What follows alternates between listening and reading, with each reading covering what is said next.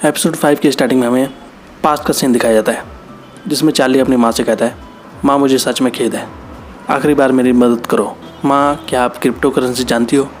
मैं crypto currency पर invest करके सफल हो जाऊँगा। उसकी माँ कहती है, तुम बेहतर तरीके से सुपरमार्केट चला सकते हो, बिजनेस करना बंद करो। क्या ऐसा हो सकता है कि तुम उस अपार्टमेंट को बेचना चाहते हो जो मैंने तुम्हारे लिए छोड़ा है? तुमको विदेश में पढ़ने के लिए भेजने का क्या फ़ायदा? तुम एक अपंग बच्चे की तरह बदल गए। ये सब चार्ली की माँ ने चार्ली से तब कहा था जब वो बिल्कुल ठीक थी। इसके बाद हमें दिखता है प्रेजेंट में कि ऑफिसर मिन्सू और दोनों गाड़ी में उस जगह पर जाते हैं जहाँ जीना के डैड और वू योग की गाड़ी खड़ी थी। वो दोनों जब वू योग की वैन की तरफ जा रहे होते हैं तभी वू योग अपनी वैन से बाहर आता है और भागने लगता है। फिर वो दोनों देखते हैं कि अंदर जीना के डैड बहुत घायल हो रखे थे और उनके शरीर पर खून था। फिर जीना अपने डैड को संभालती है और ऑफिसर मिन्सू एम्बुलेंस को फ़ोन करता है। इसके बाद ऑफिसर मिन्सू वू योग का पीछा करता है। फिर वू योग भागते भागते डैम के ऊपर चला जाता है और मिन्सू भी उसके पीछे आ जाता है और वू योग वहाँ रेलिंग पर चढ़ जाता है। ऑफिसर मिन्सू उसे रेलिंग से नीचे उतरने के लिए कहता है, लेकिन वू योग उसको देख हंसने लगता है और कहता है प्यार सभी को जीत लेता है, और फिर वो डैम में कूद जाता है। ऑफिसर मिन्सू ये देखकर हैरान होता है। वहीं दूसरी तरफ जीना के डैड को एम्बुलेंस लेने के लिए आ गई होती है। फिर उसके डैड को एम्बुलेंस में रखा जाता है और हॉस्पिटल ले जाता है और जीना भी अपने डैड के साथ हॉस्पिटल आती है और उसके डैड को इमरजेंसी वार्ड में शिफ्ट कर दिया जाता है। जीना रोने लगती है। वहीं दूसरी तरफ दिखता है कि ऑफिस में ऑफिसर मिन्सू का बॉस गुस्से में आता है और वो पूछता है मामला क्या है। ऑफिसर मिन्सू बताता है कि जीना के डैड वू योग से अकेले में पूछताछ करना चाहते थे। वू योग ने उन्हें घायल कर दिया था। फिर वू योग डैम के ऊपर से कूद गया और दोनों को हॉस्पिटल ले आया गया। उसके बॉस उस पर गुस्सा होकर कहते हैं, तुम क्या बकवास कर रहे थे? मैंने सुना कि एक डेड बॉडी मिली है। वो क्या है? मिन्सू कहता है वो एक बिल्ली की लाश है। उसके बॉस कहते हैं तुम बेतुकी खबरों पर विश्वास करते हो और किसी ऐसे व्यक्ति को गिरफ्तार करते हो जिसका कोई लेना देना नहीं है, और एक बिल्ली की वजह से किसी निर्दोष आदमी को डैम पर कूदने के लिए मजबूर करना। तुम दोनों ड्रीम पार्टनर हो। तुम कहते हो कि वो कातिल है। विक्टिम की पैंटी खोजने में क्या बड़ा है? क्या हर किसी के पेरेंट्स ये सुनकर पागल नहीं होते? मिन्सू कहता है सर नामयांग निर्दोष है, उसने बस मेरे ऑर्डर को फॉलो किया। उसका बॉस कहता है तुम दोनों ध्यान से केस रिपोर्ट लिखो और उसे कल सुबह मेरी टेबल पर सबमिट कर दो। वहीं रात को दिखता है कि ऑफिसर मिन्सू वू योग के घर पर जाता है और उसकी रिपोर्ट को देखता है और वो दीवार पर देखता है कि दीवार पर बहुत से कागज़ चिपके हुए होते हैं और दीवार पर बहुत कुछ लिखा होता है। इसके बाद ऑफिसर मिन्सू जाकर जीना से मिलता है और वो जीना को बताता है यहाँ आने से पहले मैं वू योग के घर गया था। और वो जीना से पूछता है क्या तुम्हारे पिताजी ठीक है? वो कहती है थैंक यू, तुमने मेरे डैड को बचाया। क्या आप कह रहे हैं कि वो आदमी नहीं है जिसने मेरी बहन को किडनैप किया? मैं सच में नहीं जानती कि क्या करना है। तभी वहाँ जीना का भाई आता है और जीना उसे ऑफिसर मिन्सू से मिलाती है और उसे बताती है कि डैड IOC में है, हमें उन्हें देखने की परमिशन नहीं है। उसका भाई कहता है उन्होंने कहा कि गर्दन पर खरोच है, ये किसने किया? जीना कहती है इससे पहले हमारी बहन गायब हो गई। उसका भाई कहता है क्या वो ट्रिप पर नहीं गई थी? जीना बताती है उसको किडनैप कर लिया गया, उसे ले जाते हुए CCTV कैमरे पर रिकॉर्ड हो गया था। उसका भाई पूछता है कौन है वो आदमी? उसकी बहन कहती है शांत हो जाओ।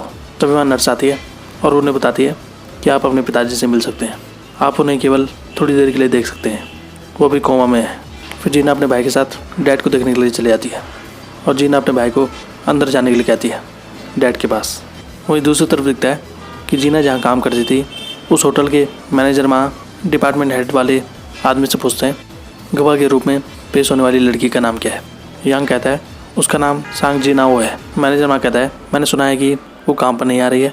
यांग कहता है मैंने सुना उसके डैड बीमार थे, उसने फ़ोन किया और कहा कि वो काम पर नहीं आ सकती। मैनेजर माँ कहता है क्योंकि उसने कोर्ट में गवाही देनी है, मुझे डर है कि वो अपने आप खिसक जाएगी। मैंने सुना है कि अदालत में पेश होने वाले गवाह वही थे जिन्होंने मुझे रिपोर्ट किया है, उन्होंने एक टीम बनाई होगी। यांग कहता है मैंने सुना है कि उनके पास एक नेटवर्क है, कुल मिलाकर यह हमारे लिए बुरा है।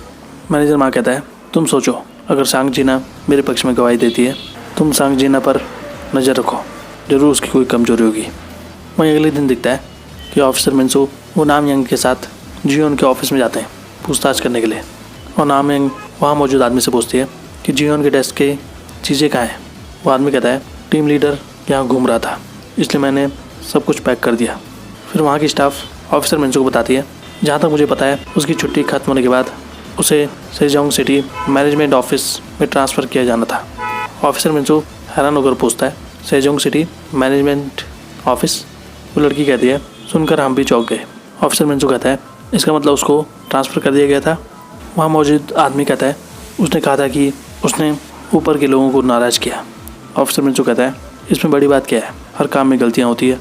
वहाँ मौजूद लड़की कहती है, बताया जाता है कि लोंगमार्ग डिस्ट्रिक्ट में बिहेवियर टेस्ट में कुछ गड़बड़ी हो गई। ऑफिसर मिंचू पूछता है, क्या तुम्हारे पास वो कंप्यूटर नहीं है जिसका जियोन यूज़ करती थी? वो लड़की कहती है, मैं नहीं जानती, आप फैसिलिटी मैनेजमेंट डिपार्टमेंट से पूछें। टीम लीडर जियोन अपने साथ एक अपना लैपटॉप रखती थी। वहीं दूसरी तरफ दिखता है कि जीना अपने घर में जाती है और वो नहाकर बाहर आती है। इसके बाद जीना मिस्टर 5 के पास जाती है और उससे कहती है, हमारे अपार्टमेंट में सारी एक तरफा सड़कें हैं। अगर हत्यारा मेरी बहन को कार में ले आता है हमारी बिल्डिंग से गुजरते हुए तो CCTV द्वारा उन गाड़ियों की फ़ोटो खींची होनी चाहिए। मिस्टर 5 कहता है, मैंने एंट्री गेट और गली के CCTV में देखा, लेकिन उस दौरान बाहर आने के लिए कोई भी गाड़ी नहीं निकल रही थी। लोग बाहर जाएंगे तो फ़ोटो ज़रूर खिंचवाएंगे। जीना पूछती है, इसका क्या मतलब है? मिस्टर 5 कहता है, इसका मतलब है कि तुम्हारी बहन कभी अपार्टमेंट से बाहर नहीं गई है, वो अपार्टमेंट में ही होनी चाहिए, ठीक रोज़ मैंसन में। वहीं दूसरी तरफ दिखता है कि ऑफिसर मिंचू और नामयंग वो जाकर जियोन के बॉयफ्रेंड से मिलते हैं। ऑफिसर मिंचू उससे कहता है, हम यहाँ जियोन के किडनैपिंग के सिलसिले में आए हैं।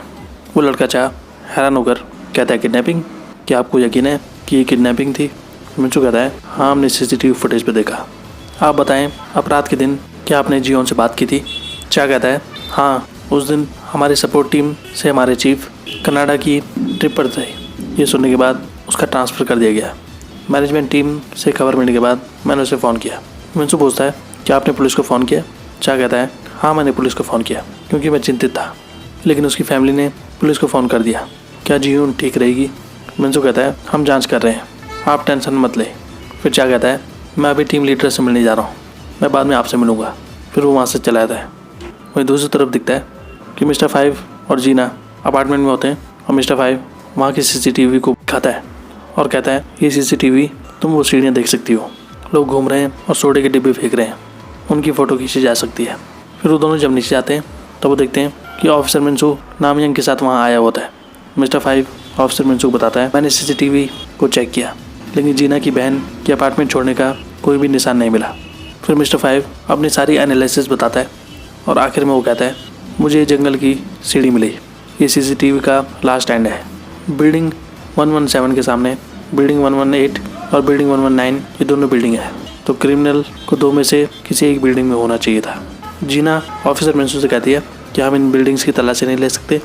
नामयंग कहती है, सर्च वारंट पाना इतना आसान नहीं है।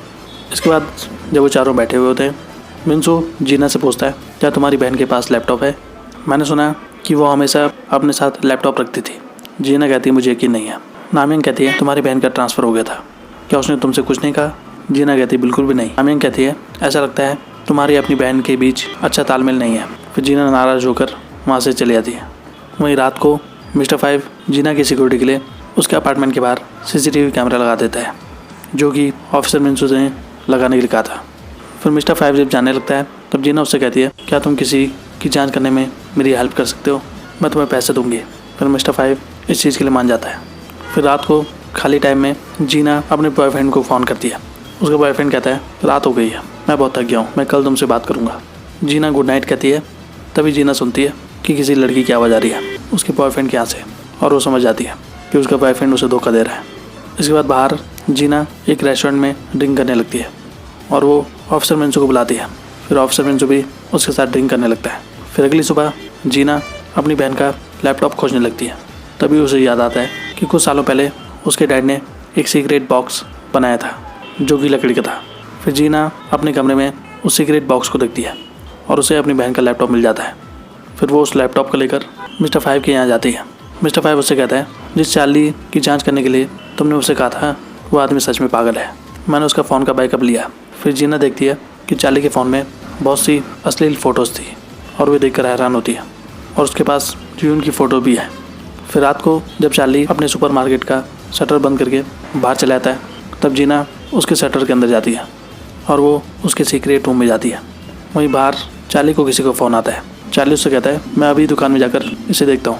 फिर वो अपनी दुकान की तरफ जाने लगता है। वहीं दूसरी तरफ जीना चार्ली के सीक्रेट रूम में होती है और वो वहाँ कुछ मांसपेशियाँ देखती है जिनको देखकर वो डर जाती है। तभी चार्ली अपनी दुकान के बाहर आता है और वो देखता है कि शटर थोड़ा सा खुला हुआ है और उसे शक होता है कि कोई उसकी दुकान के अंदर चला गया है। वहीं अंदर जीना देखती है कि चार्ली ने अपने सीक्रेट रूम में बहुत सी गन्स रखी हुई थी और उसने कुछ पुतले रखे हुए थे। तब जीना को याद आता है कि उसके घर में भी ऐसे ही पुतला मिला था। तभी वो बाहर से आवाज़ सुनती है कि दुकान के अंदर कोई आ गया है और वो डर जाती है और दिखता है कि चार्ली दुकान के अंदर आ गया था। और वहीं अंदर जीना बहुत डर जाती है और यहाँ पर यह एपिसोड खत्म होता है। तो आज के लिए बस इतना ही। ऐसी वीडियोस देखते रहिए हमारे चैनल पे। Thank you so much.